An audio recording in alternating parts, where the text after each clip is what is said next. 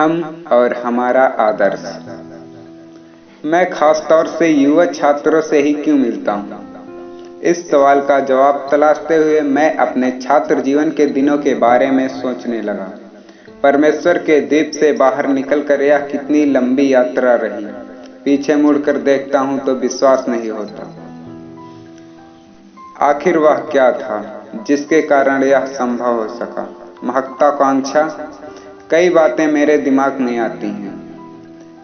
मेरा ख्याल है कि सबसे महत्वपूर्ण बात यह रही कि मैंने अपने योगदान के मुताबिक ही अपना मूल्य आंका है। बुनियादी बात जो आपको समझनी चाहिए वह यह है कि आप जीवन की अच्छी चीज़ों को पाने का हक रखते हैं, उनका जो ईश्वर की दी हुई है। जब तक हमारे विद्यार्थी और युवाओं को यह भरोसा नहीं होगा कि वे विकसित भारत के नागरिक बनने के योग्य हैं, तब तक वे जिम्मेदार और ज्ञानवान नागरिक भी कैसे बन सकेंगे? विकसित देशों की समृद्धि के पीछे कोई रहस्य नहीं छिपा है। ऐतिहासिक तथ्य बस इतना है कि इन राष्ट्रों जिन्हें हम G8 के नाम से पुकारते हैं के लोगों ने पीढ़ी दर पीढ़ी इस विश्वास को पुख्ता किया कि मजबूती और समृद्ध देश में उन्हें अच्छा जीवन बिताना है।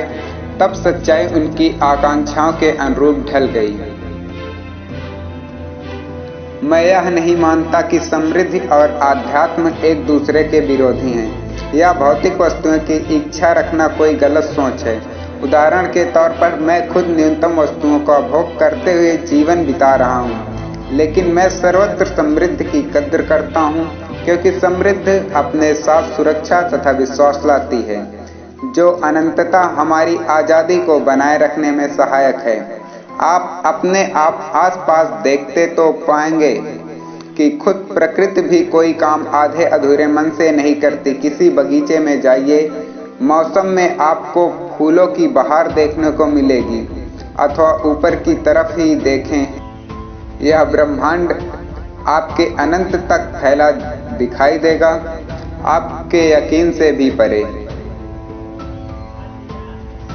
जो कुछ भी हम इस संसार में देखते हैं वह ऊर्जा का ही एक स्वरूप है। जैसा कि महर्षि रविनंद ने कहा है कि हम भी ऊर्जा के ही अंश हैं। इसलिए जब हमने यह जान लिया है कि आत्मा और पदार्थ दोनों ही अस्तित्व का हिस्सा है तो एक दूसरे से पूरा तादात्म्य रखे हुए हैं, तो हमें यह एहसास भी होगा कि भौतिक पदार्थों की इच्छा रखना किसी भी दृष्टिकोण से शर्मनाक या गैर आध्यात्मिक बात नहीं है।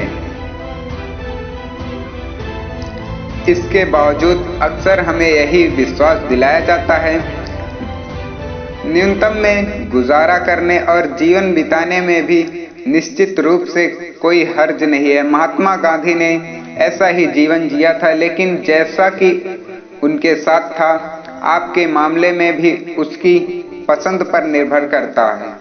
आपकी ऐसी जीवन शैली इसलिए है क्योंकि इससे वे तमाम ज़रूरतें पूरी होती हैं जो आपके भीतर की गहराइयों से उपस्थित होती हैं। लेकिन त्याग की मूर्ति बनना और जोर जबरदस्ती से चुनना सहने का गुणगान करना अलग बातें हैं।